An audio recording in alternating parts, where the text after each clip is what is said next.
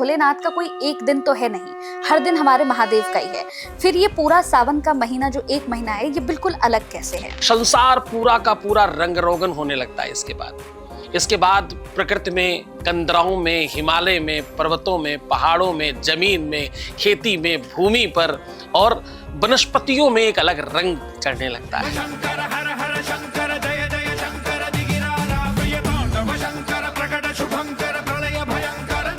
एक सनातनी के लिए कावड़ के क्या नियम होने चाहिए? जब कोई सनातनी कावड़ लेके निकलता है तो किन नियमों का उसे पालन करना चाहिए? बोले हिंसा, असत्य, मद मोह लोभ और काम क्रोध का त्याग करें। रास्ते में जो कांवड़ लेकर जाते हैं, अगर कोई गाड़ी उनको थोड़ी सी भी टच हो जा रही है तो आप भी देख रहे होंगे कि वो पूरी गाड़ी तोड़ देते हैं। ढाबा तोड़ दिया, किसी की बस तोड़ दी, किसी की गाड़ी पूरी तोड़ दी। क्या ये धर्म है? बहुत बड़ा संकट है इस देश का। उस संकट का नाम क्या है मालूम? उस संकट का नाम है कि लोग आंख से नहीं, कान से देखते हैं। क्या कावड़ यात्रा महिलाएं भी कर सकती हैं? महिलाओं को ये सब काम इसलिए नहीं करने क्योंकि सामाजिक उनकी कुछ गरिमा है। भीड़ में आप जा रहे हो, आपके किस अंग प्रत्यंग में किसका हाथ लगेगा नहीं पता। आप जब पैदा कर सकती हो उन लोगों को जो लोग दुनिया के सब काम कर सकते, तो आपको करना क्यों है? नमस्कार दोस्तों, बहुत बहुत स्वागत है आप सभी का इस पॉडकास्ट में। मैं आप सभी के साथ हूं कंचन।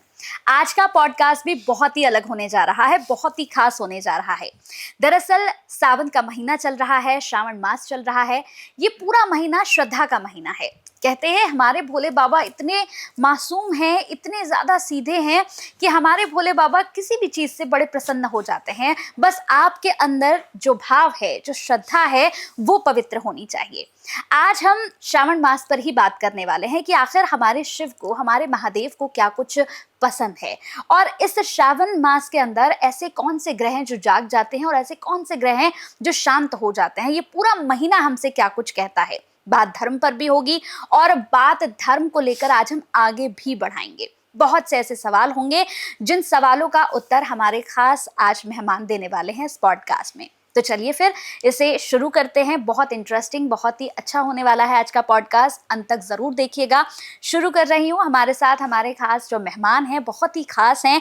आपके यहाँ पर मैं उनकी मुलाकात आपसे कराने जा रही हूँ। हमारे साथ अनंत श्री विभूषित श्रीमद जगत गुरु रामानंदाचार्य स्वामी सतीशा आचार्य जी महाराज, जो कि प्रेमेश्वर पीठ महर्षि आश्रम के पीठाधीश्वर भी हैं। बहुत बहुत स्वागत है महाराज श्री आपका। बहुत आभार। इस धर्म यात्रा में आपने हमें अवसर दिया कि मैं कुछ और लोगों को धर्म से संबंधित कुछ बता सकूं, कुछ कह सकूं। धर्म प्रचार की इस यात्रा मुझे अपने मंच को साझा करने का अवसर दिया, इसके लिए आपको बहुत आभार, धन्यवाद। बिल्कुल। और धर्म को लेकर मैं आज बहुत सारे आपसे प्रश्न पूछने जा रही हूँ महाराज श्री यहाँ पर, क्योंकि बहुत से लोग धर्म को लेकर अलग अलग तरह की आजकल प्रतिक्रियाएं दे रहे हैं और बहुत कुछ हम देख भी रहे हैं। लेकिन सबसे पहले शुरुआत मैं सावन से ही करूंगी कि सावन का जो महीना है, ये पूरा महीना महाराज श्री ये इतना ज्यादा मतलब पवित्र क्यों माना जाता है? कहते हैं कि भोलेनाथ का कोई एक दिन तो है नहीं, हर दिन हमारे महादेव का ही है। फिर ये पूरा सावन का महीना जो एक महीना है, ये बिल्कुल अलग कैसे है? देखिए, इसको आप और थोड़ा महत्वपूर्ण तरीके से समझिए। श्रावण का महीना प्राकृतिक तौर पर, प्राकृतिक रूप से ये गुरु मंत्र है। ये गुरु शिष्य की परंपरा का आधार मंत्र है। गुरु शिष्य इसलिए क्योंकि गुरु शिष्य को कुछ बनाना चाहता है, कुछ देना चाहता है, सर्वश्रेष्ठ कर देना चाहता है, संपन्न कर देना चाहता है, वैभवशाली कर देना चाहता है, दुनिया का सबसे बेहतर इंसान बना देना चाहता है। धन से, वैभव से, संपदा से, ऐश्वर्य से, कीर्ति से, सब तरह से संपन्न कर देना चाहता है। तो श्रावण की शुरुआत होती है गुरु पूर्णिमा के पर्व से, वहां से प्रारंभ होता है। अब आप इसको प्राकृतिक तौर पर देखिए, संसार पूरा का पूरा रंग रोगन होने लगता है इसके बाद प्रकृति में, कंदराओं में, हिमालय में, पर्वतों में, पहाड़ों में, जमीन में, खेती में, भूमि पर और वनस्पतियों में एक अलग रंग चढ़ने लगता है, एक अलग संपन्नता आने लगती है। आप कभी सामान्य आपके जो गमले में पुष्प लगे हों, पेड़ वेड़ लगे हों, उनमें आप घर में पानी डालिए, खूब नहला दीजिए उसको और देखिएगा उसका क्या रंग है। और फिर बरसात के पानी से एक बार नहाने दीजिए, 4 बूंदे पड़ जाने दीजिए, फिर उसका रंग देखिएगा। ऐसा लगेगा आप कुछ भी प्रयास कर ले पानी डालकर उस पत्ते में, उस पंखुड़ी में, उस वृक्ष में, वो आनंद आपको नहीं दिखेगा। जैसे ही बरसात का मौसम आता है, जैसे उसके ऊपर जल गिरता है ऊपर का, जब बादल बरसते हैं तो अभिषेक होता है मानो। ये जो प्रकृति है, ये जो धरती है, इसका आकार अगर आप भौगोलिक तौर पर देखें तो पृथ्वी गोल नहीं है, अच्छा। पिंड के आकार की है। जैसे जैसे रिसर्च आगे बढ़ती वैसे वैसे आप चीजों को जानते हो। पहले पहले आपको आश्चर्य होगा कि अगर आप कृष्ण इत्यादि की किताबें पढ़ें तो वो 8 कोने की और 16 कोने की पृथ्वी मानते थे। फिर धीरे धीरे धीरे धीरे और कट हुआ और थोड़ा शोध रिसर्च हुआ, फिर लोगों ने गोल कहना शुरू कर दिया। वास्तविकता में ये पिंड के आकार की है। पिंड का मतलब होता है जैसे शिवलिंग दिखाई पड़ती है, तो वो पिंड के आकार की पृथ्वी और कटोरे के आकार का आसमान मानो शिवलिंग रखी हो। अच्छा। प्रकृति का दर्शन क्या है? मानो शिवलिंग रखी है और उसके ऊपर जल बरस रहा है। जल कब बरसता है? सावन भादों में खूब पानी बरसता है इधर, तो अभिषेक होता है। इस अभिषेक का फल क्या दिखाई पड़ता है? पूरी की पूरी धरती पुष्पित और पल्लवित होती है, फलित होती है, संपन्नता दिखती है। पृथ्वी तब संपन्न होती है जब उसके ऊपर जलवृष्टि होती है आसमान से, तो उसमें संपन्नता आती है। तो ये महीना इसलिए बहुत महत्वपूर्ण है क्योंकि धरती के जो स्वामी है वो महादेव हैं। सारे देवता अलग अलग किसी न किसी लोक में रहते हैं। महादेव कहाँ रहते हैं? कैलाश पर। कैलाश में। कैलाश कहाँ है? कैलाश मानसरोवर यात्रा होती ना, धरती पे। तो इसके स्वामी ही महादेव हैं। इस धरती का जो आकार है वो महादेव में है, इसलिए ये मंत्र सर्वोच्च और सर्वोपरि माना जाता है क्योंकि यहां से गुरु शिष्य परंपरा प्रारंभ होती, सृष्टि की भी। पहले पाठ्यक्रम यहीं से शुरू हुआ करते थे। पहली कक्षा गुरु पूर्णिमा से प्रारंभ होती थी। तो इंसानों की भी, प्रकृति की भी और पूरे के पूरे संसार की, तो ये महीना कई एक रूपों में, कई एक तरीके से बहुत महत्वपूर्ण है। और इस मंत्र की साधना आपको संपन्न करती है। जैसे सृष्टि संपन्न होती है, वैसे आपकी अंतःकरण की सृष्टि संपन्न होती है, वैसे आपकी साधना की सृष्टि संपन्न होती है, वैसे आपके वैभवशाली होने की सृष्टि भी संपन्न होती है। तो इसलिए महीना हर दिन महादेव का है, लेकिन ये धरती का जो आकार है वो महादेव में है। धरती के स्वामी महादेव हैं, इसलिए जब धरती संपन्न होने का समय आता है वो महीना महादेव को दिया गया पहला, कि शिक्षण सत्र में इस दुनिया का सबसे बड़ा गुरु जी कौन? पहला गुरु कौन? प्रथम गुरु कौन? अब लोग कुछ कहेंगे, लोग कहेंगे माता जी गुरु, पहली गुरु माँ है। लेकिन अगर आप गुरु पूर्णिमा को संधि विच्छेद करके देखें तो क्या होता है? गुरु पूर्णिमा बोलिए। गुरु तो पूर्णिमा। गुरु पूर्ण माँ। माँ। अब परमात्मा बोलिए। परमात्मा। तो परमात्मा। आपके अंदर एक भगवान बैठा है, उसको आत्मा बोलिए तो क्या? माँ। माँ। माँ। तो पहला गुरु जो है वो गुरु पूर्णिमा पे आता है। देश का, दुनिया का पहला गुरु कौन है? शंकराचार्य। जगत गुरु शंकराचार्य, ये दुनिया का सबसे बड़ा पद है। तो शंकराचार्य कौन है? जो शंकराचार्य महादेव, वो दिवस ही उनका है। गुरु पूर्णिमा दिवस किसका है? शंकराचार्य, जगत गुरु, जो पूरे विश्व का गुरु है, जो संसार का गुरु है, महादेव। तो उस दिन से उनका दिन शुरू हो जाता है, इसलिए श्रावण उनके लिए पूर्णतः। और यहीं से, क्योंकि श्रावण के कुछ दिवस पूर्व ही देव सो जाते, देवशयनी हो जाती, तो पूरा का पूरा संसार महादेव के अधीनस्थ हो जाता है कि अब भैया तुम संभालो, विष्णु जी तो सोने चले गए, अब आपकी बारी है।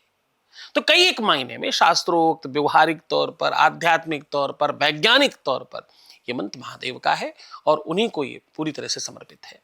माश्री, ये महीना महादेव का है जैसा भी आपने समझाया, लेकिन एक चीज समझना चाहेंगे, इस महीने का नाम सावन क्यों पड़ा? इसके पीछे क्या पौराणिक कथा है, ये आपसे सुनना चाहेंगे। देखिए, श्रावण जो मंत्र है, ये जो नाम है, नाम का मतलब होता है कि जहां पर संपन्नता आवे, श्रावक हो जाए। श्रावक कहते हैं किसी के बच्चे को, मतलब जो जैसे जनरली गाय के बछड़े को भी श्रावक कहते हैं। ये जो शब्दार्थ है ये कहता है कि शिष्य को, पुत्र को, बच्चे को और छोटी चीज को श्रावक कहते हैं। तो जहां से छोटी चीज बड़ी होने लग जाए, उसको पोषण मिलना प्रारंभ हो जाए, पोषण मिलेगा तभी बड़ा होगा। छोटे बच्चे को आप भोजन इत्यादि अच्छा कराएंगे तो जल्दी संपन्न होगा, अच्छा हष्ट पुष्ट हो जाएगा। तो मैंने जैसे बताया, सृष्टि का निर्माण यहीं से शुरू हो जाता है, इसी जगह से सब कुछ प्रारंभ हो जाता है। तो श्रावण का महीना का मतलब होता है संपन्नता। श्रावण का महीना का मतलब होता है वैभवशाली। श्रावण का मतलब होता है आपके जीवन का जागरण। श्रावण का महीना होता है आपकी आध्यात्मिक शक्ति का पुनरुत्थान। तो श्रावण के शाब्दिक बड़े सारे अर्थ हैं। इसका मीनिंग सीधे सीधे अगर समझे तो साधना पथ का पहला सोपान है सावन। सोपान मतलब सीढ़ी, पहली सीढ़ी श्रावण है, इसलिए इसका नाम सावन रखा गया, क्योंकि यहां से पवित्रता का वो सोपान शुरू हो जाता है। आप पवित्र होना चाहे तो क्या करेंगे? स्नान। आप पवित्र होना चाहे स्नान करेंगे, नहाने जाएंगे। भाई ये चीज शुद्ध करो तो धुल दिया, साफ कर दिया, अच्छा कर दिया। तो यहां तो प्रकृति को पूरा नहलाया जा रहा है यहीं से। तो पवित्रता का जो स्वरूप है उसका नाम श्रावण है। श्रावण मास में हम देखते हैं कि जगत गुरु जी कि लोग कांवड़ लेने के लिए जाते हैं। जैसे ही हम देखते हैं कि महीना शुरू होता है तो सड़कों पर हमें कांवड़िए दिखने शुरू हो जाते हैं। तो ये कांवड़ की जो परंपरा है ये कैसे शुरू हुई? देखिए, कांवड़ जो यात्रा है ये हठ योग के अंतर्गत है। हठ योग में दो चीजें आती, एक तो जो आप उपवास करते हो, और अथवा बहुत उपवास में बड़ी सारी साधनाएं हैं। आप जो जंगल में जाकर के महीनों महीनों के उपवास करते हैं, सालों सालों के उपवास करते हैं, वो सब भी उसी में आता है। अच्छा। जो तपस्या करते हैं, कई साल तक उपवास कर रहे हैं, कुछ खाएंगे ही नहीं। यानी ये भाव आप परमात्मा को दिखाते हो कि जिसके बगैर जीवन संभव नहीं है। हम वो भी आपके लिए छोड़ रहे हैं। हम आपको इतना प्रेम करते हैं, हम आपको इतना चाहते हैं, हम आपके प्रति हमारा आदर, सम्मान, भाव, भक्ति और प्रेम इतना ज्यादा है कि जिसके बगैर जीवन संभव नहीं, हम वो भी आपको त्याग रहे हैं, वो भी छोड़ रहे हैं। तो उसी हठ योग के अंतर्गत ये कांवर का प्रारूप आया। शास्त्रों में कहते हैं कि कांवर बेसिकली पहले जब प्रारंभ हुआ तो लोग अपने अपने वंश, अपने कुटुंब के नाम पर अलग अलग लोटों में जल भर करके, कि भाई मैं जा रहा हूं, मेरे पिताजी नहीं चल सकते तो मैं उनके लिए जल लेके जाऊंगा, मेरे दादाजी नहीं चल सकते जो मैं उनके लिए जल लेके जाऊंगा, मेरी माताजी नहीं जा सकती, मैं युवा हूं, मैं शारीरिक रूप से संपन्न हूं, शारीरिक शक्ति बहुत है, तो मैं उनके लिए जल लेकर के जाऊंगा। इससे और पूर्व बिल्कुल उसी प्रकार से सबसे अच्छा बेटा हो तो क्या कहते हैं पता है आपको? बढ़िया बेटा हो तो लोग क्या बोलते हैं? श्रवण कुमार। सो श्रवण कुमार जी ने माता पिता को उसी भाव में ले जाकर तीर्थ कराने गए थे। तो अब वो संभव तो है नहीं कि आप सबको कंधे पर लाद के ले जा सकें, पर सबके प्रतीकात्मक आप जल ले जा सकते हैं कि मैंने दादाजी के लिए, पिताजी के लिए, माताजी के लिए, अपने वंश के लिए, अपने कुटुंब के लिए, अपने पितरों के लिए, अपने वंश के लिए, अपने लोगों के लिए मैं जल लेकर के जा रहा हूं, उसी पद्धति में जिस पद्धति में श्रवण कुमार जी तीर्थ कराने निकले थे। तो तीर्थ कोई भगवान शंकर का तीर्थ हो, चार धाम हो, आप क्योंकि ये जो परंपरा चली वो महादेव में है। पृथ्वी वाली बात जो मैंने कहा, पृथ्वी के स्वामी महादेव है, तो इसलिए उस जल को महादेव के लिए लेकर के जाते हैं और महादेव को समर्पित करते हैं। उसमें ऐसी मान्यता है कि आपके मनोरथ तो सिद्ध हो ही जाते हैं, आपके मनोरथ के साथ साथ एक और महत्वपूर्ण चीज ठीक हो जाती है। आपके कुल परंपरा में लगा हुआ दोष समाप्त हो जाता है, आपके पूरे के पूरे वंश कुटुंब को उस तीर्थ में जाने का लाभ प्राप्त हो जाता है घर बैठे बैठे। तो कांवर की जो परंपरा है वो पूरे के पूरे वंश, पूरे पूरे कुटुंब और पूरे के पूरे वसुधैव कुटुंबकम की भावना से है। महाराज जी, एक और सवाल है। जैसे कांवड़ की ही हम बात कर रहे हैं, आपने बताया कि क्यों लेकर जाते हैं, लेकिन आजकल हम देख रहे हैं जैसे रास्ते में जो कांवड़ लेकर जाते हैं, अगर कोई गाड़ी उनको थोड़ी सी भी टच हो जा रही है तो आप भी देख रहे होंगे कि वो पूरी गाड़ी तोड़ देते हैं और पूरी तोड़फोड़ मचा देते हैं। अभी हाल ही की 1-2 दिन की घटनाएं तो ऐसी हैं कि ढाबा तोड़ दिया, किसी की बस तोड़ दी, किसी की गाड़ी पूरी तोड़ दी। तो क्या ये भक्ति है, क्या ये धर्म है महाराज जी कि आप जो है मतलब किसी की गाड़ी तोड़ दो, किसी की रोजी चल रही है आप उसे तोड़ दो, क्या ये धर्म है? देखो, बहुत सारा कुप्रचार हुआ। मैं आपको अगर ऐसे पूछूं कि कपड़ा फैलाने के लिए क्या चाहिए, तो आप क्या कहेंगे? कपड़े सुखाने के लिए क्या चाहिए? रस्सी चाहिए। रस्सी चाहिए? हाँ। नहीं, धूप चाहिए। तो आपने ऐसा इसलिए कहा क्योंकि हमने आपको ऐसे इशारा किया। बहुत सारे बीच में मध्यकाल में ऐसे कुप्रचार हो गए, प्रचार नहीं कुप्रचार हो गए। उस कुप्रचार का प्रभाव हमारे उन युवाओं पे पड़ गया जो धर्म को पढ़ते नहीं, सुनते हैं। इस देश की बहुत बड़ी संकट, बहुत बड़ा संकट है इस देश का। उस संकट का नाम क्या है मालूम? उस संकट का नाम है कि लोग आंख से नहीं कान से देखते हैं। कहां से देखते हैं? कान से देखते हैं। कान से नहीं देखा जाता, कान से सुनना चाहिए, आंख से देखना चाहिए। लेकिन 99.9% sir, what I am saying, 99% लोग कहां से देखते हैं? कान से। कान से। वो आपको पता है वो जो आपके साथ वाली एंकर है उसका चक्कर चल रहा है मालूम? ओ माय गॉड, सच में? अब वो बेचारी सामने से आई, हम तो उसको वैसे देख रहे हैं। आहा, उस बेचारी को पता ही नहीं है, उसको मालूम ही कुछ नहीं है ऐसी कोई ही एक बात। ये बहुत विडंबना है। लोग कान से देख रहे हैं, आंखों से देखना चाहिए। उस कान से देखने की परंपरा के कारण कितना कुप्रचार हुआ है। पुरानी फिल्मों को याद करो, जितना कोई अमीर आदमी है वो दुष्ट होगा और जितना गरीब आदमी होगा वो हीरो होगा।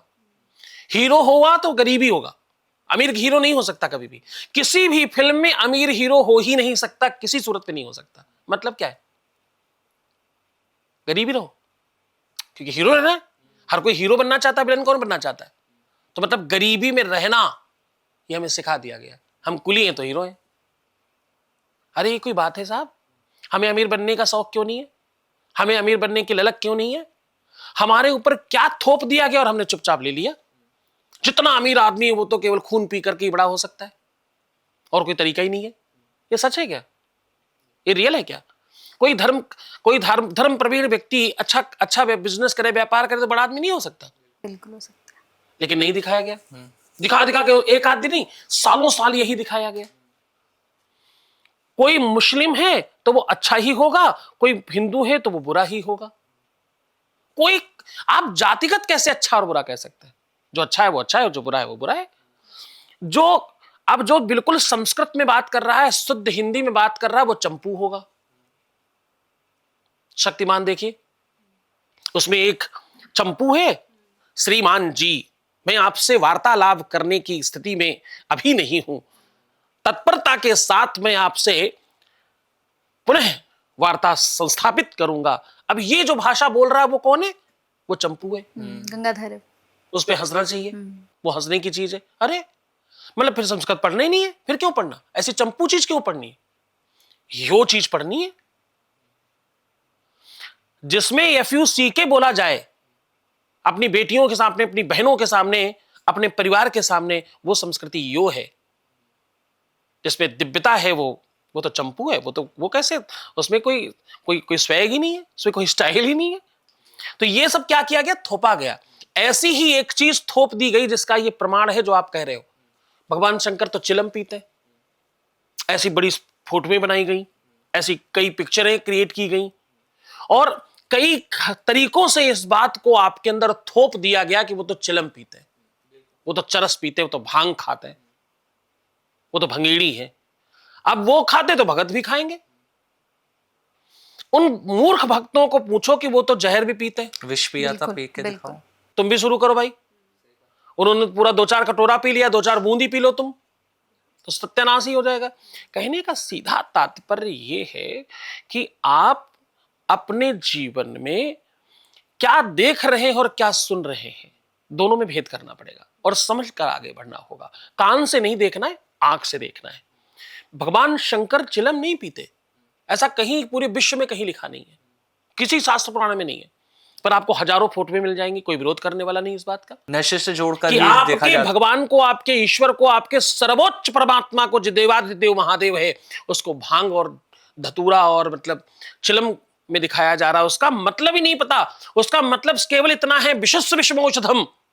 जब उन्होंने विष पान किया था तो उस विष को काटने के लिए दूसरा विष परमात्मा को भक्तों ने समर्पित करना शुरू किया, क्योंकि जब आप कोई एक विष लेते हो तो उसको काटने के लिए दूसरा विष ही औषधि के रूप में, ये वैज्ञानिक समझ सकते हैं, ये आयुर्वेद के लोग समझ सकते हैं। आपको सर्प अगर काट ले तो आपको पता उसको उसकी दवाई क्या है? दूसरा विष, दूसरा जहर उस जहर को काटता है। तो वो जहर उन्होंने पिया था, इस कारण से ये सारी चीजें उनके पास रखी गई दवाई के रूप में, ना कि वो उनको भंगेड़ी और गंजेड़ी बना दिया गया। तो साहब वो कुप्रचार है। उसको प्रचार के प्रभाव में आकर कुछ युवा बच्चे उसके नशे के लत में पड़कर ये सब काम करते हैं। ये बिल्कुल ना तो कांवरियों का पक्ष है, ना किसी भक्त का पक्ष है, ना किसी सनातनी का पक्ष है। कोई ऐसा नहीं करना चाहता। हमारे सनातनी सब सहिष्णु है। हमारे यहाँ तो वो भाव है, हमारा काम फूल चढ़ा के होता है, हमारा जल चढ़ा के काम होता है, आरती दिखा करके, गले लगा करके, नमस्ते करके, प्रणाम करके काम चलता है। हम लड्डू खिलाने वाले लोग हैं, मीठा खिलाने वाले हैं, हर हर छोटी छोटी बात पर मुंह मीठा कराने वाले लोग हैं। तो हमारे यहाँ तो इसी से काम चलता है। हम सब लड़ाई झगड़ा दंगा फसाद वाले तो लोग ही नहीं है। ये तो कुप्रचार ने हमारे ऊपर ये थोप दिया, ये डाल दिया कि तुम ऐसे बन जाओ। ये हमारा स्वरूप नहीं है और ये बिल्कुल गलत है। कोई भी कांवरिया अगर ऐसा कर रहा है तो उसकी साधना समाप्त हो जाती है। कोई कांवरिया ऐसा नहीं करेगा। जो जानकार कांवरिये हैं वो ऐसा नहीं करेंगे, क्योंकि कांवरिया स्वयं भगवान शिव हो जाता है उस समय पर। वो उस समय इंसान नहीं रहता, वो महादेव है। तो उसको उस समय कोई नशा करना, एक तरफ आप व्रत कर रहे हो, एक तरफ आप उपवास कर रहे हो, एक तरफ आप जल नहीं तीर्थ का जल लेकर के जा रहे हो, तो आप तो उस समय भगीरथ हो गए। आप लेके जा रहे हैं, गंगा को कोई लेकर के आया था, आज वो अवसर आपको मिल रहा है, आप जहर खाते घूमेंगे, आप झगड़े करते घूमेंगे। इससे आपकी साधना नष्ट होती है। ये बहुत अच्छा नहीं है, ये बिल्कुल ठीक नहीं है, ये धर्म विरुद्ध है, ऐसा नहीं करना चाहिए। महर्षि, एक सनातनी के लिए कावड़ के क्या नियम होने चाहिए? जब कोई सनातनी कावड़ लेके निकलता है तो किन नियमों का उसे पालन करना चाहिए? देखिए, कांवरियों के लिए 7 चीजों का पहले परित्याग लिखा गया है। कांवरिया स्वयं भगवान हो जाता है, कांवरिया स्वयं ईश्वर हो जाता है।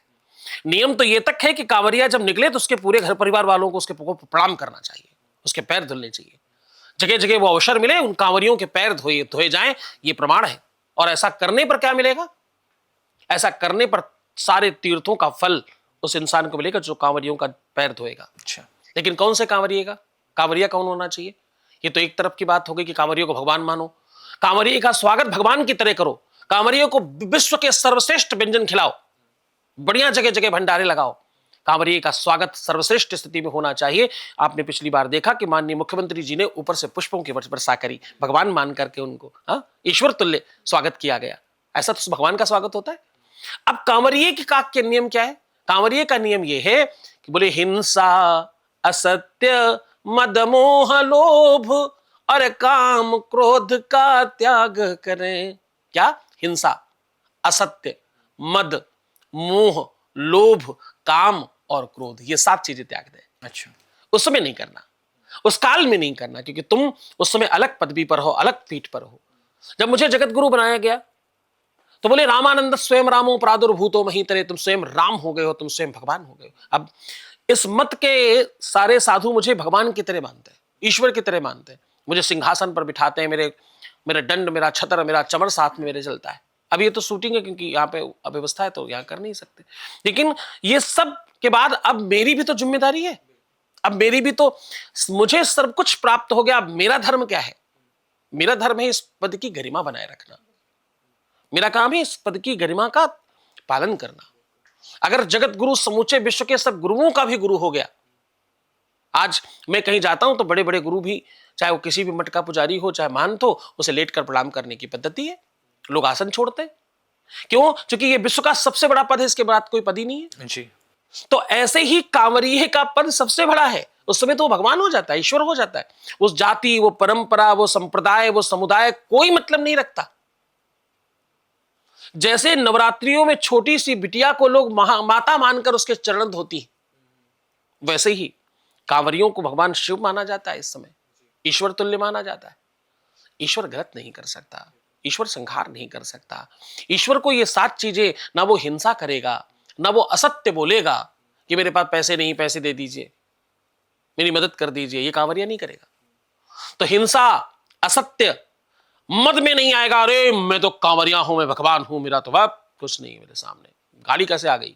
नहीं, मद नहीं होता, प्रेम होता है उसमें। तो संसार के प्रति मोह होता है, संसार के प्रति प्रेम होता है, मेरी सब कुछ है, ये सब मेरे हैं अपने। हाँ, तो ना हिंसा है, ना असत्य है, ना मद है, ना मोह है, और ना लोभ है किसी चीज का कि मुझे क्या प्राप्त होगा। मुझे तो भगवान की भक्ति और भगवान का दर्शन प्राप्त करना है, बस इतना ही मोह है। और न काम होगा, काम मतलब न वासना होगी। हिंसा, असत्य, मद, मोह, लोभ, काम, और अंतिम में क्रोध तो बिल्कुल नहीं होगा। असली कांवरिये में क्रोध होना ही नहीं चाहिए और ना ही होगा। अगर तुम निष्ठा से कांवर उठा रहे हो तो क्रोध आएगा ही नहीं, क्योंकि सारा का सारा क्रोध तो आप अपने चलने में लगा रहे हो। इतनी मेहनत, इतना परिश्रम करोगे कैसे अगर क्रोध होगा? तो ये आप कर ही तब पाएंगे जब आप सब समाप्त करेंगे। यहां तक कि आप कुछ लोग तो पैरों में चप्पल नहीं पहनते, बिल्कुल नंगे नंगे पैर पैर चलते नंगे हैं। पैर चलते हैं बेचारे। तो वो हजारों लाखों जो सच्चे कांवरिए हैं, उनको कुछ चंद कांवरियों की वजह से खराब क्यों करना, बर्बाद क्यों करना। तो कांवरियों की जिम्मेदारी है, कांवरियों के साथ चलने वालों की जिम्मेदारी है कि कांवरिये को भगवान मानकर चले, कांवरियों को भगवान बना करके चले, और उसमें कोई दोष ना आने दें। जो रास्ते में लोग मिले सबसे सप्रेम बात करें। कोई अब जगन्नाथ जी का रथ की यात्रा निकली, रास्ते में जो लोग मिले उनके रौंद दें, ऐसा संभव है क्या? नहीं, ये तरीका नहीं है। आज आपके प्रदेश का मुखिया स्वयं संत होकर के आपके ऊपर पुष्पों की वर्षा कर रहा है, ये आपका धर्म है, ये आपकी गरिमा है। आपको क्या प्राप्त हो रहा है ये समझो। तो भले ही पहली बार हुआ, ऐसा पहले कभी नहीं हुआ, ऐसा कोई सरकारें नहीं करती रही। तो हम सब गौरवशाली है कि हमें हमारे प्रदेश में ऐसा मुखिया मिला है, कि ऐसी व्यवस्था करके दे रहे हैं। वो आपकी उदंडता पर भी वो कुछ बोल नहीं रहे, पर हमें तो नहीं करनी ना। हमारा भी तो कोई दायित्व है, हमारा भी तो कोई धर्म है, तो हमें उस धर्म का पालन करना चाहिए। अगर धर्म की बात हो ही रही है, बड़ी अच्छी बात आपने कही कि हमें अपने धर्म का पालन करना चाहिए, लेकिन हमने देखा है कि हमारे धर्म का ही कुछ लोग बहुत बुरी तरह मजाक उड़ाते हैं। क्योंकि गुरुजी हमने देखा कि बहुत सारे ऐसे लोग हैं, अभी सोशल मीडिया का ज़माना है तो बहुत सारे रील्स आती रहती हैं। कुछ लोग हैं, कुछ महिलाएं हैं जो मंदिर में जाकर गाना शुरू कर देती हैं, रील्स बनाना शुरू कर देती हैं, जिसे लेकर बड़ा मजाक उड़ाया जाता है हमारे धर्म का कि क्या आपका धर्म ये कहता है कि आप शिवलिंग के पास जाकर आप वहाँ पर नाचिए, गाइए और वहाँ पर जाकर रील्स बनाइए। तो क्या आपको नहीं लगता कि हमारे धर्म का मजाक उड़ाया जा रहा है? मुझे लगता है कि धर्म को पहले समझना होगा, धर्म क्या है। धर्म केवल टीका चंदन पूजा पाठ यज्ञ अनुष्ठान या किसी को उपदेश करना धर्म नहीं है। धर्म आपके निष्ठा का नाम है। पति धर्म, पत्नी धर्म, वर्कर का धर्म, कार्यकर्ता का धर्म, राज धर्म, देश धर्म, प्रदेश धर्म, पुत्र का धर्म, जो जिस पद पर है उस व्यवस्था का धर्म का निर्वहन करना, उस व्यवस्था का काम करते रहना सही तरीके से धर्म है। धर्म क्या कहता है कि हम अपना काम निष्ठा से करें। कोई भक्त जो ये कर रहा है उसको पूछना चाहिए कि भैया तुम जो ये कर रहे हो, क्या तुम्हें लगता है कि तुम्हारा ये धर्म तुमको अनुमति देता है? कौन सा धर्म? तुम्हारी नियति कहती भगवान के सामने तुम्हें ऐसा करना चाहिए? अगर हाँ तो खूब कीजिए। और करने वाले से ज्यादा दोषी वो है जो उसको देख रहा है, क्योंकि प्रोत्साहन कौन दे रहा है? जिस रील पर व्यूज नहीं आएगा कल कौन बनाएगा? कोई बनाएगा। मेरे एक बड़े अच्छे मित्र हैं, कवि हैं, उन्होंने एक अच्छी कविता लिखी है, मुझे बड़ी पसंद आई। वो दिन भर रील बनाती है, पढ़ती नहीं पढ़ाती है, बेटी के ऊपर लिखा उन्होंने, और बड़ी अच्छी कविता है ये।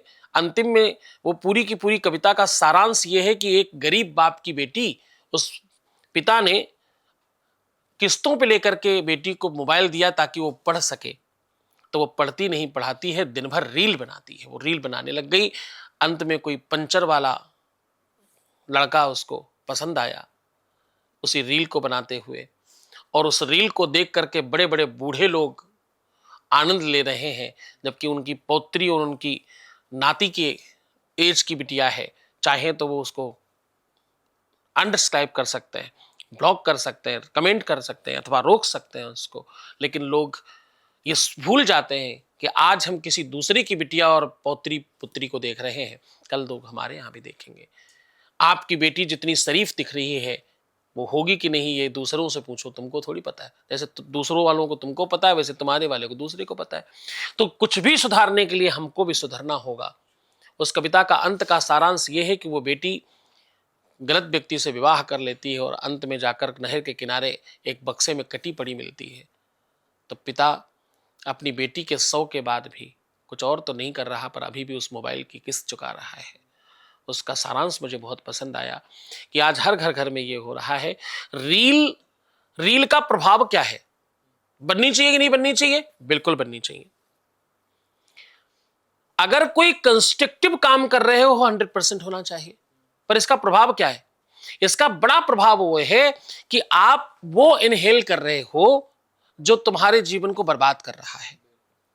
पहला, आज ही आप सब अपने अपने मोबाइल में स्क्रीन टाइम चेक करना, तो आपको पता चलेगा जितनी देर तुम काम करते हो उससे कहीं ज्यादा टाइम तुम रील्स देखकर अपना टाइम बर्बाद कर रहे हो। तो बच्चों, तुम्हारे जीवन में जितना भी समय है उसको रील देखकर बर्बाद करोगे, अमीर कौन बनेगा?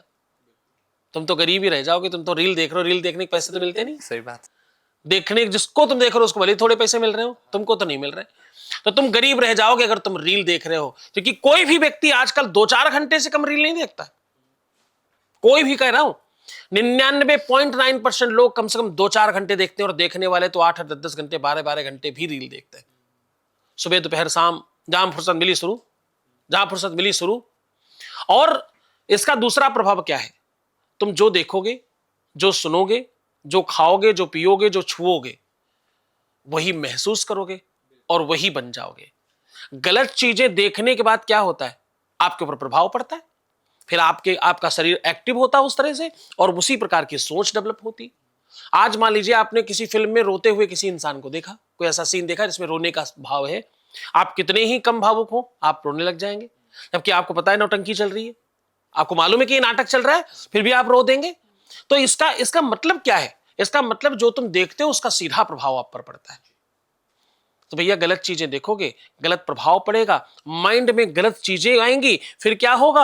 आगे जाकर के कहीं कोई कटा मिलेगा, कोई ड्रम में मिलेगा, कोई बक्से में मिलेगा, कोई नदी में मिलेगा, कोई कटा पड़े में मिलेगा। तो क्या होगा? यही सब तो होगा। जो देख रहे हो वही सब कुछ आपके माइंड में चल रहा है, वही दिमाग में चल रहा है। अगड़म बगड़म देखोगे, अगड़म बगड़म ही पाओगे। पुराने लोग रामायण देखते थे, महाभारत देखते थे, अच्छे सीरियल्स देखते थे, अच्छी बातें करते थे, दादा बाबा के साथ बैठते थे, कहानियां सुनते थे, परिवार में बैठकर भोजन करते थे। तो उनका मानस वैसा था, पुराना वाला स्वभाव। आपको चाहिए पुराना वाला प्रभाव कि यहां की लड़की कोई गलत ना करे। काम कर रहे हो वही जहां का प्रभाव गलत ही है। पाश्चात्य सभ्यता क्या है? पश्चिम में तो ये सब बहुत आम बात है ना। कोई लड़की अपने पति को मरवा दे, ये पश्चिम के लिए बहुत छोटी बात है। तो अगर आज आपके यहां वो हो रहा है, इसमें आश्चर्य क्यों करते हैं लोग? मुझे समझ नहीं आता। जो खाओगे, जो पियोगे, वही तो बनोगे। बोया पेड़ बबूल का आम कहां से होगा? आपने पेड़ लगा रखे हैं बबूल के, और आप चिल्लाते घूम रहे हो भैया आम नहीं हो रहे हमारे यहां। कहां से आम होंगे? आपने पेड़ ही बबूल का लगाया है, बबूल होगा? भाई साहब, बिल्कुल गलत है ये। जो रील लोग भगवान के पास जाकर के अगड़म बगड़म रील बनाते हैं, उनको बोलो भगवान पूजा करने की जगह पूजा करिए। वहां जाकर आपका जीवन जहां से सुधर सकता है, जहां से आपके जीवन में कोई नवीनता आ सकती है, आपके भाग्य कपाट के जहां दरवाजे खुल सकते हैं। एक श्लोक से खत्म कर रहा हूं अपनी बात, कि लोग जो भगवान को भी नहीं छोड़ते रील बनाने में, उनके लिए ये बात कह रहा हूं। अन्न क्षेत्रे कृतम पापम, वेद कह रहा है, काटना नहीं जा सकता इसको। दुनिया की कोई ताकत काट नहीं सकते, और इसका कुप्रभाव है। कितने लोग जाकर के आप केदारनाथ में, आपको मालूम कितने सारे हेलीकॉप्टर गिर रहे हैं? ये सब उसी सब चीजों का प्रभाव है। उसी का श्लोकबद्ध बात कर रहा हूं। अन्न क्षेत्रे कृतम पापम पुण्य क्षेत्रे विनश्यति, लेकिन पुण्य क्षेत्रे कृतम पापम वज्रलेपो भविष्यति। जो आप सामान्य जगह पाप करते हो, वो जो आप मंदिर, तीर्थ अथवा किसी साधना पथ पर जाते हो, तो वो समाप्त हो जाते हैं। किसी तीर्थ पर जाओ, किसी उपासना पद्धति के स्थान पर जाओ, किसी मंदिर में जाओ, किसी मठ में जाओ, किसी जलाशय के पास जाओ, किसी धाम में जाओ, तो अन्न क्षेत्र में, यानी जहां रोज रह रहे हो, अन्न क्षेत्र मतलब जहां तुम खाते पीते, उठते बैठते, सोते जागते हो, वो अन्न क्षेत्र है। वहां किया हुआ पाप पुण्य जगह में जाकर नष्ट हो जाता है। लेकिन पुण्य क्षेत्र में किया हुआ पाप वज्रलेपो भविष्यति, दुनिया में कहीं भी जाने से कटता नहीं है।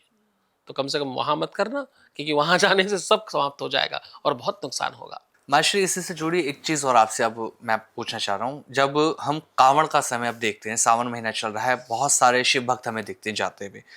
एक ट्रेंड बन चुका है आज के डेट में कि डीजे चलता है, साउंड होती है बहुत ज्यादा, सोशल मीडिया वीडियो के लिए लोग कांवड़ यात्रा कर रहे हैं। बहुत सारे ऐसे हैं कि वो कांवड़ इसलिए लेके जा रहे हैं बिकॉज ऑफ उन्हें अपनी सोशल मीडिया पर दिखाना है। तो इसे क्या हम धर्म की आत्मा के खिलाफ नहीं कह सकते? देखो, इस बात के लिए तो मैं आपको कहूंगा कि समय और काल के आधार पर थोड़े परिवर्तन होने चाहिए। दरअसल साधना क्या है? नीरस काम है। आपको अब जैसे वृंदावन में आप देखो, सुबह सुबह लोग सदियों से परिक्रमा कर रहे हैं, सदियों से, मतलब न जाने कितने टाइम से, मुझे खुद को किसी को याद नहीं होगा, लोग सदियों से कर रहे हैं। उस परिक्रमा में ढोल मजीरा ताशा लेकर के, बैंड बाजा लेकर के थोड़ा अगर कोई चला जाए, तो क्या होगा, सारी भीड़ आपके साथ चलने लग जाएगी। क्यों? क्योंकि सुबह सुबह का जो काल है वो बहुत नीरस है।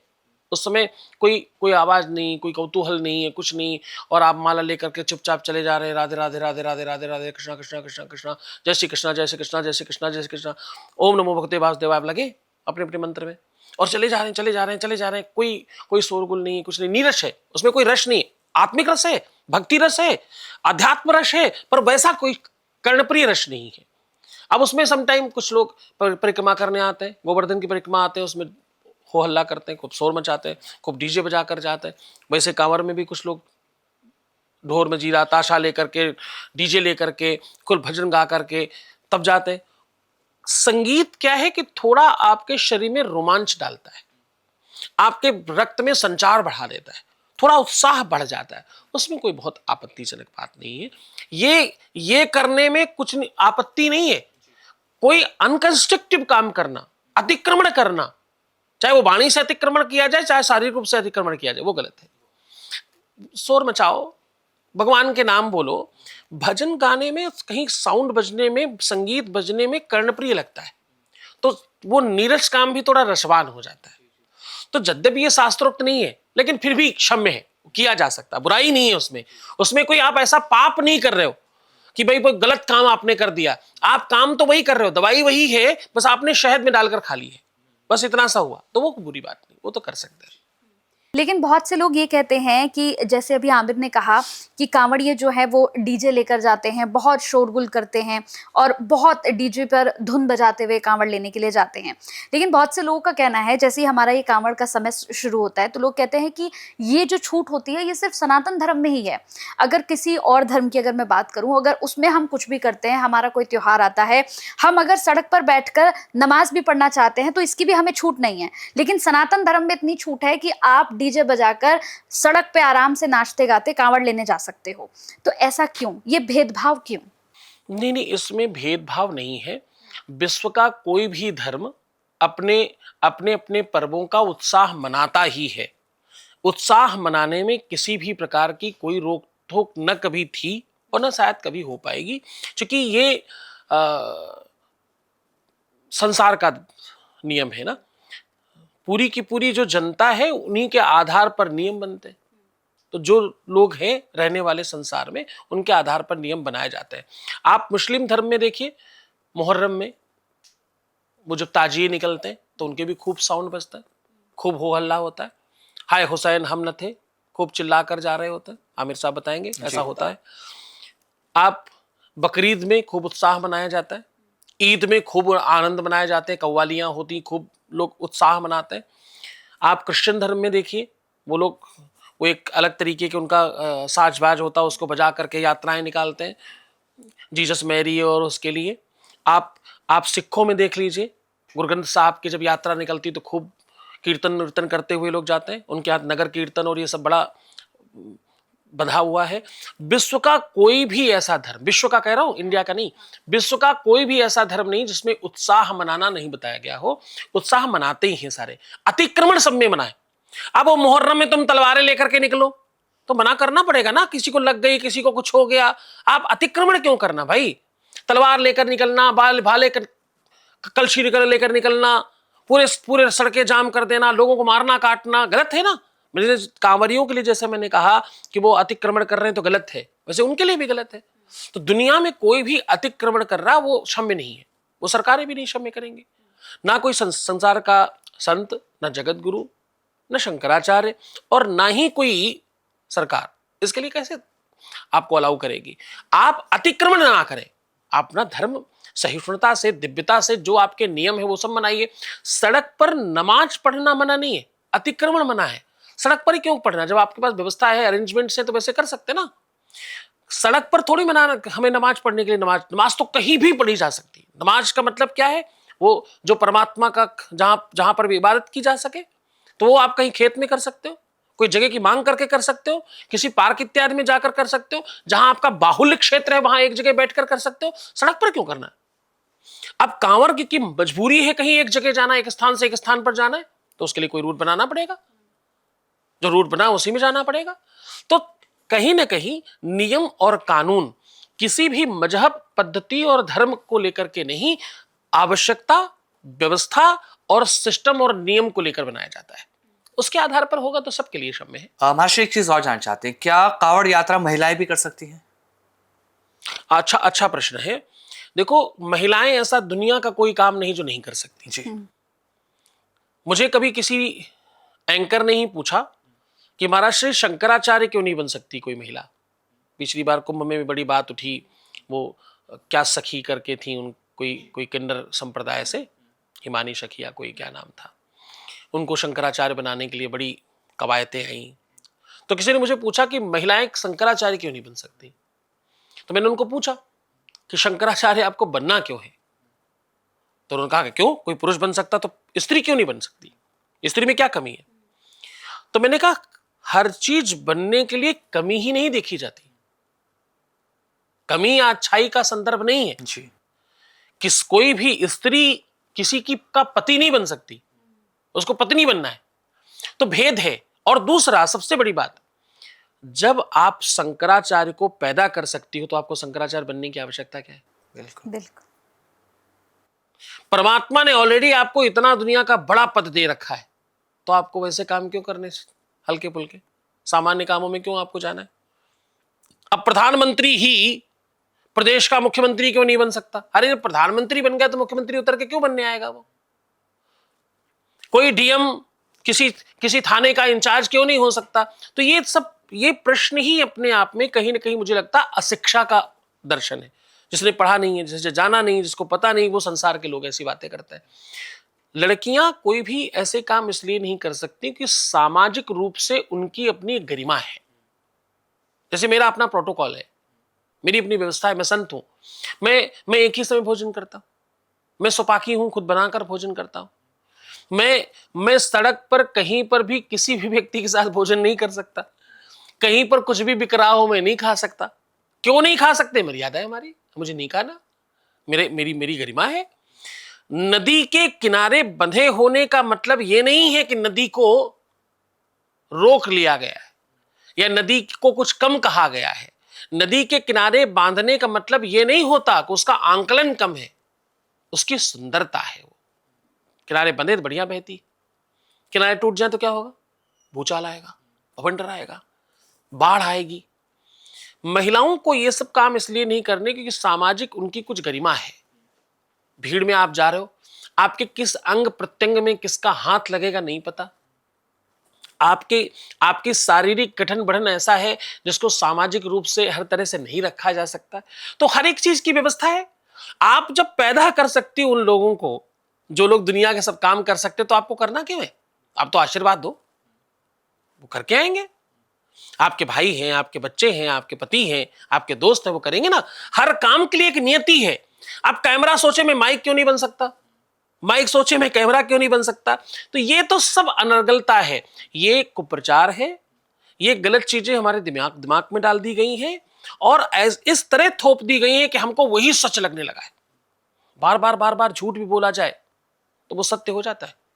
तो इतनी बार बोला गया, इतनी बार समझाया गया हमारे यहाँ की बेटियों को कि वो सब उन्होंने सत्य मान लिया। अरे मुझे तो कम रखा जाता, मुझे तो 4 दीवारों में बंद करके रखा जाता, और मैं बंद क्यों रहूं, मैं बाहर क्यों न निकलूं, मैं ये क्यों ना करूं, मैं वो क्यों ना करूं। हर चीज हमने क्यों करनी है? जो जिसका काम है वो करेगा ना, जिसकी जो आवश्यकता है वो करेगा ना।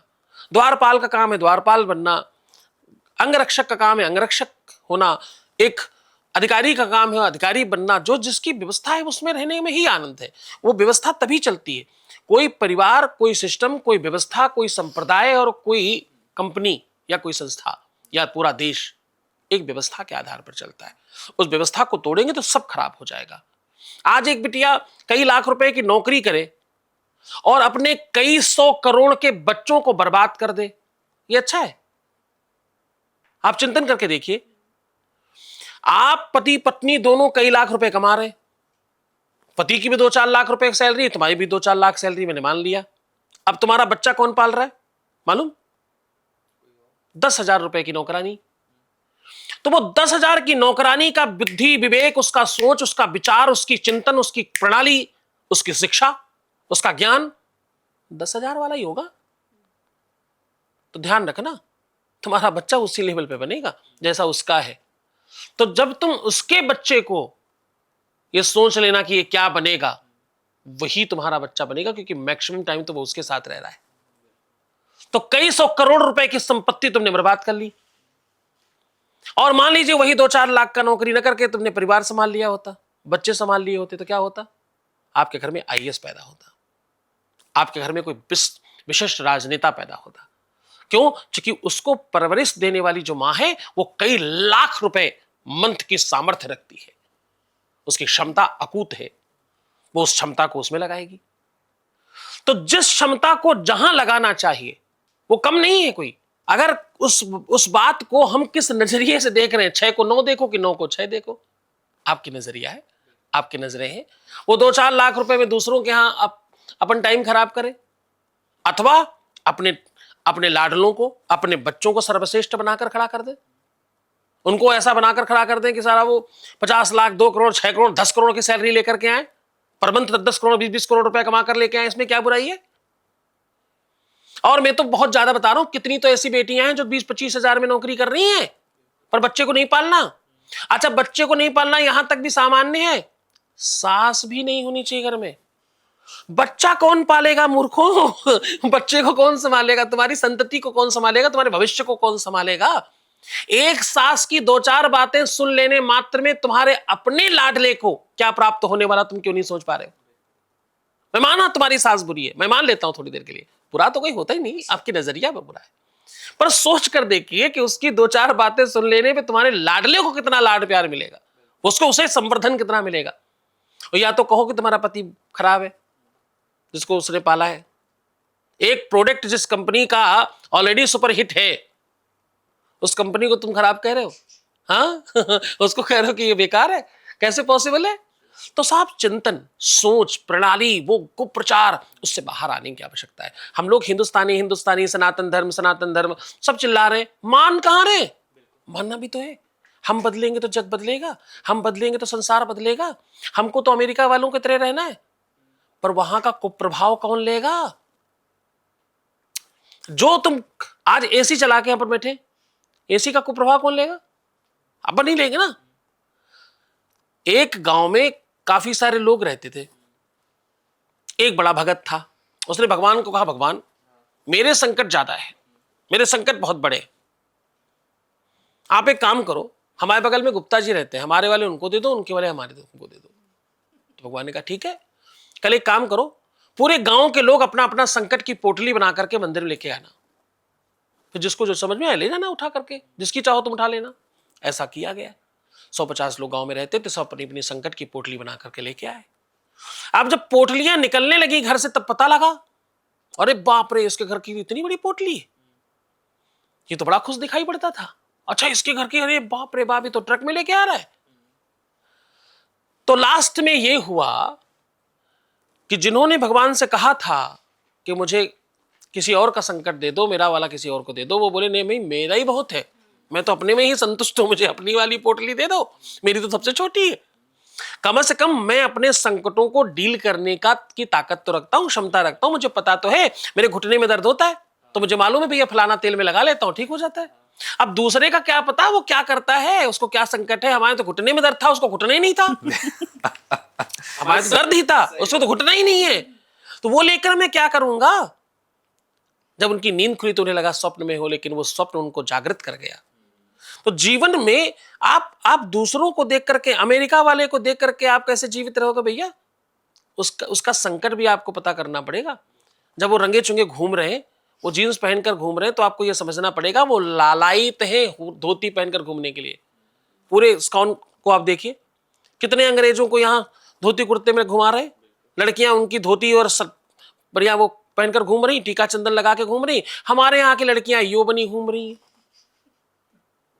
आप सोच के देखिए ना साहब, जिनको तुम बेहतर मान रहे हो, वो तुम्हें फॉलो कर रहे हैं, तुम उनको फॉलो कर रहे हो।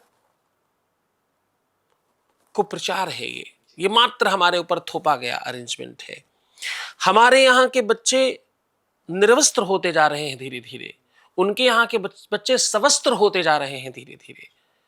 परिवर्तन है, इसको रोकना होगा, इस पर काम करना होगा।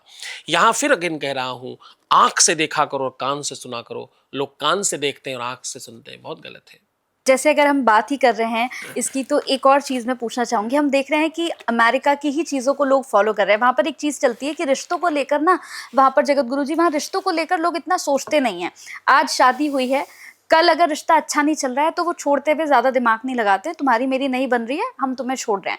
एक प्रथा वहाँ पर ये भी है कि बिना शादी के लिव इन रिलेशनशिप में रहते हैं। वहाँ इस दौरान उनके बच्चे भी हो जाते हैं, उसके बाद अलग होना होता है तो वो अलग हो जाते हैं, फिर बच्चे की ज़िंदगी खराब होती है। लेकिन अब हम देख रहे हैं कि भारत में भी हो रहा है। अब हम देखते हैं कि रिश्ते इतने कमज़ोर हो गए हैं कि पति पत्नी का रिश्ता कहा जाता था कभी कि ये 7 जन्मों का रिश्ता है, लेकिन एक जन्म निभाना भी लोगों को बड़ा मुश्किल हो गया है। जिसके हमने बहुत सारे देखे उदाहरण।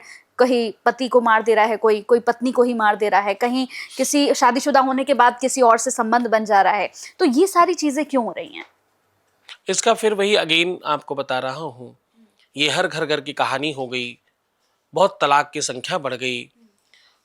पारिवारिक न्यायालय में न जाने कितने केस लंबित पड़े हैं, और ये बड़ी विडंबना है। बहुत संकट है, बड़ा कष्ट है। इसमें सबको जागृत होना चाहिए।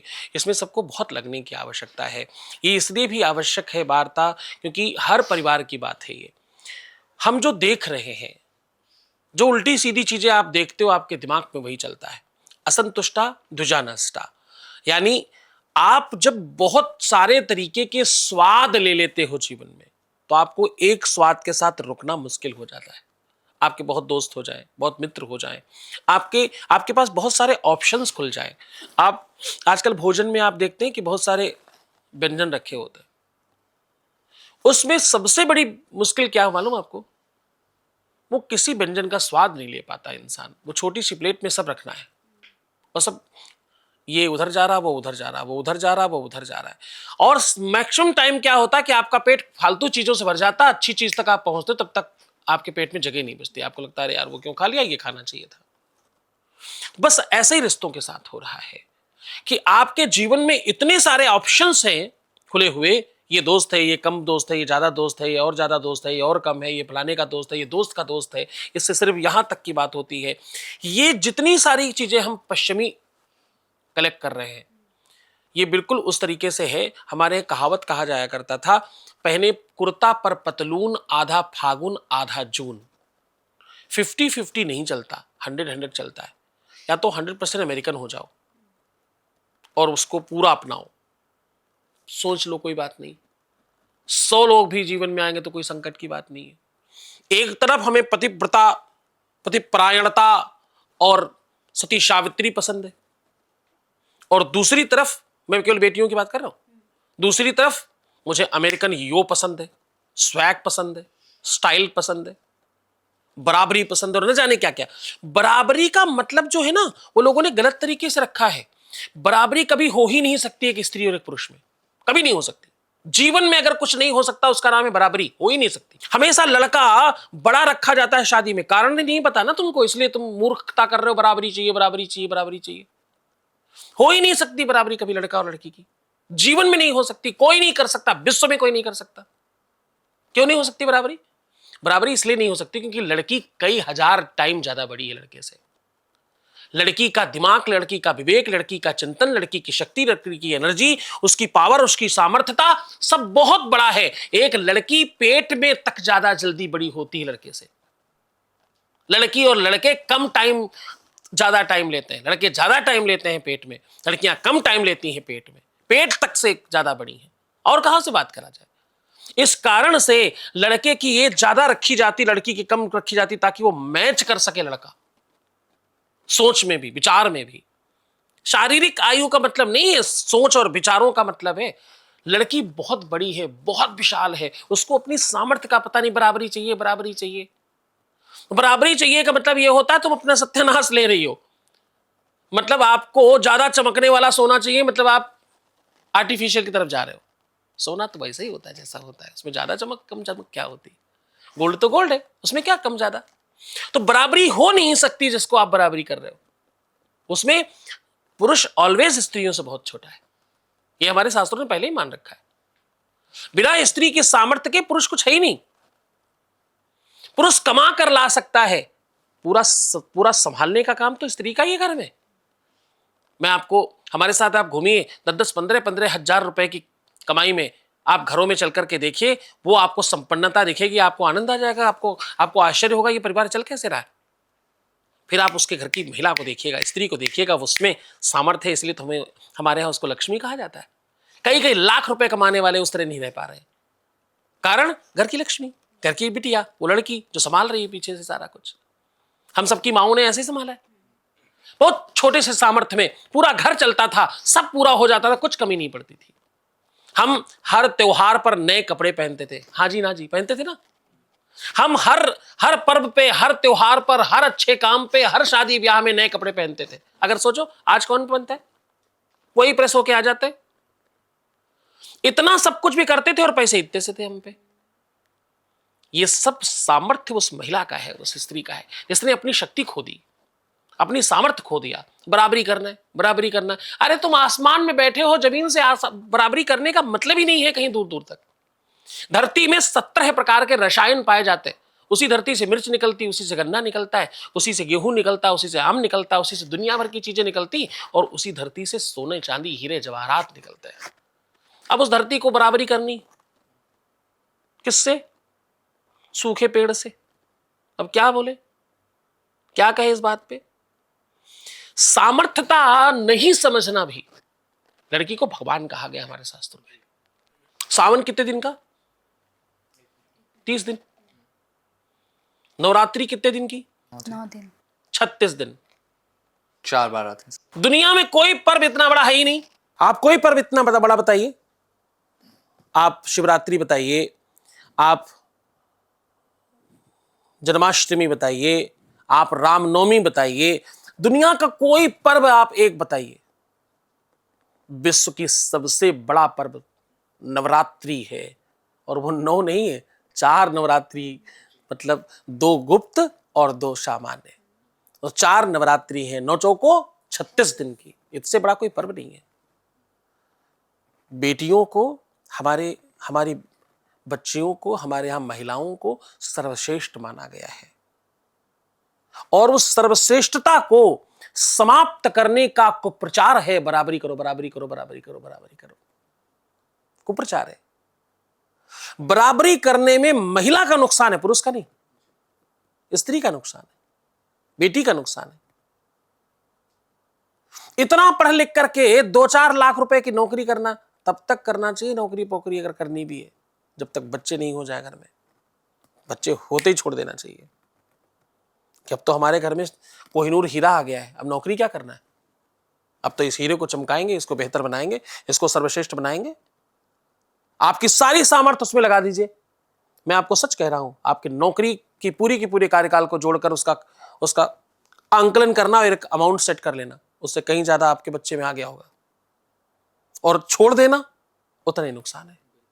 तो इकोनॉमिकली भी आपका बहुत ज्यादा डेंट है अगर आप ये सब चीजों में भागते हो और आप बराबरी करते हो। तो आपका वो जो सामान्य प्रश्न था कि बेटियां क्यों नहीं कर सकती, बेटियां इसलिए ये सब नहीं कर सकती कि उनके पास बहुत नौकर हैं करने के लिए, बहुत सारे लोग हैं, भाई हैं, पिता है, दोस्त है, बच्चा है, पति है, सब करने वाले लोग। अच्छा माँ जी, एक चीज़ और संक्षिप्त में मैं आपसे समझना चाहूँगा। ये बहुत सारे लोग कहते भी हैं कि सावन के अंदर महिलाएं शिवलिंग को स्पर्श नहीं कर सकती, ये कितना सच है? अच्छा देखो, ये अगेन एक कुप्रचार है। दुनिया का ऐसा कोई काम है ही नहीं जो बेटी नहीं कर सकती, कोई ही काम नहीं ऐसा किसी भी प्रकार का कोई काम नहीं। ये अगेन बड़ा भारी कुप्रचार है। शिवलिंग को लोग जो अज्ञानी हैं, जो मूर्ख हैं, जो अशिक्षित हैं, जो असभ्य हैं और जो असंस्कारी हैं, वो लोग शिवलिंग को जननेंद्रिय से भापते हैं। वो मूर्खता है उनकी। संस्कृत में लिंग कहा जाता है किसी भी आकार को। जैसे पुरुष जो संस्कृत पढ़े होंगे उनको समझ में आएगा, स्त्रीलिंग, पुरलिंग, नपुंसक लिंग। संस्कृत में ये अलग अलग व्यक्तियों की पहचान है। जैसे आप अंग्रेजी में समझते हो ना कि ये शी, ही, दैट, तो आप उधर उधर जिस तरह समझते हो लिंगों का भेद, वैसे ही संस्कृत में लिंग भेद है। स्त्री को भी स्त्रीलिंग कहा जाता है, पुरुष को पुरुष लिंग कहा जाता है, और नपुंसक को भी नपुंसक लिंग कहा जाता है। तो लिंग का मतलब एक आकार है, एक स्वरूप है। लिंग का मतलब जननेंद्रिय से नहीं है। तो मूर्ख लोग जननेंद्रिय को समझ करके कहते हैं स्त्रियों को नहीं छूना चाहिए। कितने बड़े मूर्ख है। ये तो टोटल ही विनाशकारी बातचीत है। वो तो भगवान है, महादेव है, वो जननेंद्रिय इंद्रिय नहीं है, वो शून्य का, वो आदि से अंत की यात्रा है। शिवलिंग क्या है? शिवलिंग विश्व की सबसे पहली परमात्मा की सृष्टि है। परमात्मा पहला क्या है? आप अणु को जाएं, बिल्कुल छोटे से छोटे अणु को आप क्या क्या स्वरूप मानते हैं? शिवलिंग। कितना ही छोटा हो जाए, शिवलिंग। तुम्हारे पूरे शरीर में क्या है? शिवलिंग। आपका फेस क्या है? नीचे से पतला, ऊपर से पतला, क्या है? शिवलिंग। हाथ क्या है? शिवलिंग। पेट केवल इतना क्या है? शिवलिंग। शरीर का कोई अंग काट दो, क्या है? शिवलिंग। नाखून क्या है? शिवलिंग। जो सबसे सूक्ष्म से सूक्ष्म कुछ हो सकता है वो शिवलिंग है। जो विशाल से विशाल कुछ हो सकता है वो शिवलिंग है। ये तो आदि और अंत है। ये तो परमात्मा की वो साकार और निराकार स्वरूप है। साकार और निराकार के मध्य का स्वरूप है, इसका नाम शिवलिंग है। इसको लोग गलत समझते हैं। बिल्कुल। इससे एक और छोटा सा प्रश्न आया मुझे। जैसे आपने शिवलिंग के बारे में बताया कि ये भी एक गलत, सब लोगों के बीच में भ्रम फैला हुआ है, एक कुप्रचार है। हाँ, ऐसे ही हम अगर देखें तो ऐसे बजरंगबली को लेकर भी है, कहते हैं कि वो तो बाल ब्रह्मचारी हैं, उनको भी नहीं छूना चाहिए। और हमने देखा है कि मंदिरों में जो महिलाएं हैं, जो भक्त महिलाएं होती हैं, वो जाकर सिंदूर चढ़ाती हैं, लेप लगाती हैं। तो क्या ये भी कुप्रचार है कि बजरंगबली को नहीं हाथ लगाना चाहिए महिलाओं को? देखो, मैं आपको फिर एक बात कहता हूं, आप हो क्या उस पर पहले पता चलता है। जब आप स्त्री हो, महिला हो, लड़की हो, तो आप किसी न किसी बात से प्रभावित होते हो। जब आप भक्त हो तो कोई मतलब ही नहीं है शरीर का। शरीर माध्यम खल धर्म साधनम। शरीर केवल माध्यम है, स्त्री का हो या पुरुष का। परमात्मा की भक्ति में शरीर मात्र माध्यम है। आप तो आत्मा से भक्ति करते हो, वहां पर वो भाव ही नहीं स्त्री और पुरुष का। एक बार मीरा से किसी ने कहा, वो दर्शन करने गई बिहारी जी का, तो पुजारी ने कहा कि यहां केवल पुरुष प्रवेश होता है, यहां स्त्रियों का प्रवेश वर्जित है। तो मीरा ने कहा, नहीं, मुझे एक बार दर्शन करने दो मेरे गुरुधर के, ऐसे मत करो। उन्होंने कहा, नहीं, यहां पुरुष ही जाते हैं, स्त्री नहीं जाती। तो उन्होंने एक पत्र लिखा, बोले ये पत्र अंदर जाकर के गोसाई को दे देना, मैं बाहर बैठी हूं, अगर वो कहेंगे तो अंदर आऊंगी, नहीं तो मैं चली जाऊंगी, कोई बात नहीं। वो पत्र लेकर अंदर गया, बाहर भाग कर आया। साथ में पत्र के पत्रवाहक तो आया ही, साथ में वो गोसाई भी भाग कर आया और मीरा को हाथ जोड़ करके अंदर लेकर के गया और दर्शन कराया। सबने पूछा, उस पत्र में लिखा क्या था ऐसा कि गोसाई का दिमाग खुल गया, उसने नियम तोड़ दिया। तो पता चला उस पत्र में एक लाइन लिखी थी कि मुझे तो पता था दुनिया में एक ही पुरुष है, ये दूसरा पुरुष कौन है जो अंदर बैठा है। अब इसका मतलब क्या हुआ? भगवान कृष्ण गीता में कहते हैं कि पुरुषों में पुरुषत्व में हूं, धातुओं में स्वर्ण में हूं, धातु नामस्मि कांचनम, हाथियों में ऐरावत में हूं। तो बोले कि जो अंदर बैठा है वो तो सबके एक है। अंदर बैठा हुआ तो परमात्मा क्या कह रहा है कि सब में मैं बैठा हूं, सब में मैं हूं। वो हमारी बहन में भी है, आप में भी है, हमारे अंदर भी है, कैमरामैन में भी है, सबके अंदर वही बैठा है। तो जब सबके अंदर, मकान के अंदर बैठने वाला मालिक एक है, तो ये मकान की आकृति देखने वाला कौन है? मकान के बाहर के आवरण से ये कौन पता कर रहा अंदर का मालिक कौन है? मालिक तो सबका एक है, तो स्वामी तो एक ही हो गया। तो जब स्वामी एक है तो ये दूसरा पुरुष कौन बैठा है अंदर जो पूजा कर रहा है? जब पुरुषों में पुरुषत्व चला गया तो बचा क्या? खोखा, खोखा बचा ना केवल। तो ये दूसरा खोखा अंदर क्या कर रहा है जो पूजा कर रहा है? तो जब वो खोखा जा सकता तो ये खोखा क्यों नहीं जा सकता? तो अपन सिर्फ खोखा है, सिर्फ वो डब्बा है, डब्बे के अंदर जो सामग्री रखी उससे परिचय होता है। भगवान की चर्चा में, भगवान की, ये सब इंसानी परंपरा है, स्त्री और पुरुष। इस पर एक और रिसर्च है, डबलिस करके एक रिसर्चर हुआ बाहर यूरोप में, उसने रिसर्च किया। एक वो क्या होता है, मुर्गी, मुर्गी के बच्चे को पैदा होते ही गुब्बारे के साथ रख दिया और उसी गुब्बारे के माध्यम से उसको जो भी खाना पीना मिलता था मिलता रहा। आश्चर्य यह हुआ कि वो बच्चा मुर्गी का उस गुब्बारे को ही अपनी मां समझने लग गया। जिधर गुब्बारा जाता उधर जाता। उससे ज्यादा आश्चर्य यह हुआ कि वो बड़ा होने के बाद भी उसी को अपनी मां समझता रहा। तो रिसर्च ने यह कहा कि आप वही समझते हो जो आपको बचपन से बताया जाता है, जो दिखाया जाता है, जो सिखाया जाता है। शारीरिक गढ़न बढ़न भी आपको बताई जाती है, अन्यथा आपको नहीं पता चलेगा। कितनी ऐसी कथाएं हैं कि शेर भेड़ियों के साथ बड़ा हुआ, भेड़ बनकर के दौड़ता रहा, वो सोचता मैं भेड़ ही हूं, मैं तो यही हूं। वो गायों के साथ फिरता रहा, वो सोचता रहा मैं गाय ही हूं। बाद में उसको कालांतर में किसी ने बहुत हिलाया डुलाया और समझाया कि तू तो भाई शेर है, तो अलग है, तो मेरे जैसा देख। वो ऐसे जैसे पानी में ले जाकर के दिखाया। तो ये सब बातें क्या बताती हैं? ये सब हमारी आपकी सोच है। ये स्त्री है, ये पुरुष है, ये अच्छी है, ये बुरी है, इससे विवाह हो सकता है, ये तो भोगने की वस्तु है। स्त्री भोग की वस्तु नहीं है, स्त्री संभोग की वस्तु नहीं है केवल। स्त्री तो संयोग की वस्तु है, स्त्री तो परमात्मा साधना की व्यवस्था है। तुलसीदास जी को एक स्त्री ने तो फटकार कर साधु बना दिया, भगवान से मिला दिया। जो बड़े बड़े गुरु कई जन्मों तक नहीं कर सकते, वो कोई भी स्त्री कुछ पलों में, कुछ क्षणों में कर सकती है। एक स्त्री के द्वारा डांटा हुआ व्यक्ति उतनी सामर्थ्य पा जाता है जितनी घर वाले, परिवार वाले, वंश कुटुंब वाले जीवन भर डांटते रहे तो वो प्रभाव नहीं पड़ता। जो सबसे ज्यादा उदंड हो जाता है हमारे यहाँ पुरुष, तो गांव में लोग कहा करते थे भैया इसको शादी कर दो, जल्दी विवाह करो इसका, वही सुधारेगी आके। यानी जो स्त्री कर सकती वो कोई नहीं कर सकता। स्त्री बड़ी परम तत्व है, वो कुछ भी कर सकती है। हनुमान जी को बंधन इत्यादि लगाने के लिए मना करने के पीछे बड़े सारे भाव हैं, क्योंकि पत्थर है और उसमें रगड़ने का विधान है। इसलिए कहते हैं कि पुरुषों के काम है ये सारे, जितने भी पाषाणवत काम है, जितने मेहनत के काम है, जितने थोड़े शारीरिक वैसे काम है, तो पुरुषों को करने चाहिए। स्त्रियों को लगाना भी कम। जब क्यों, मैं तो कह रहा हूँ भाई हनुमान जी को स्त्री और पुरुष दोनों को ही नहीं छूना चाहिए। पुजारी को तो पुजारी से लगवाओ, जिसका काम है, उसे पता है, उसे मालूम है। आप क्यों जबरदस्ती ऐसे काम कर रहे हो? ये सब ज्योतिषियों ने भंडारहार कर रखा है, जो ज्योतिषियों ने बर्बाद कर रखा है देश को।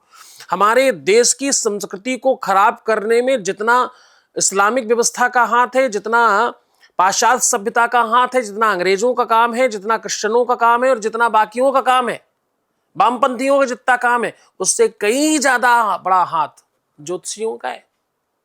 और वो भी वो वाले ज्योतिषी जो 15-15 दिन के कोर्स करके ज्योतिषी हो जाते हैं। आता जाता कुछ नहीं, एक ही चीज पता है, किसी तरह तुमको डरा दें और तुमसे पैसे ठग लें, बस इतना सा आता है। ज्योतिष बुरी नहीं है, ज्योतिष तो शास्त्र है। ज्योतिष बड़ा भारी विशेष व्यवस्था है। ज्योतिष वो साधन है जिससे कुछ भी पाया जा सकता है। वेद कहता है, वेद चक्षु किलेदम स्मृतम ज्योतिषम श्रेष्ठता चांग मध्योत तेनोच्चते संयतो पीतरैः कर्णनाशाद भी चक्षुषांगे न हीनो न किंचित करा। कहते शास्त्रों का, वेदों का नेत्र है ज्योतिष, पर लोग पढ़ते तो है नहीं। वो 15 दिन का कोर्स कर लिया, लग्नेश पंचमेश द्वितीयेश ये सब जान लिया, दशा वशा देख ली, बस शनि आया तुम्हारा खराब ही है, राहु आ गया अब तो खराब ही चल रहा सब। अरे भैया शनि राहु केतु राजयोग कारक भी होते हैं।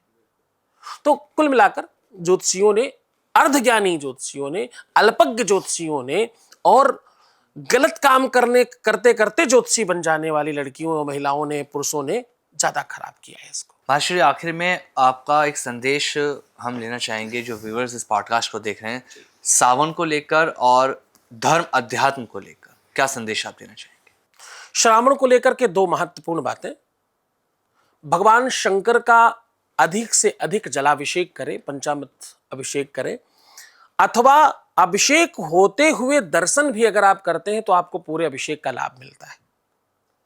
ये जलाभिषेक, दुग्धाभिषेक, पंचामृत स्नान अभिषेक अथवा गुर्ज औषधियों के साथ में भगवान शिव का अभिषेक आपके जीवन में तमाम प्रकार की संपन्नता और आपके सुखों का आगमन का सबसे बड़ा सूत्र है।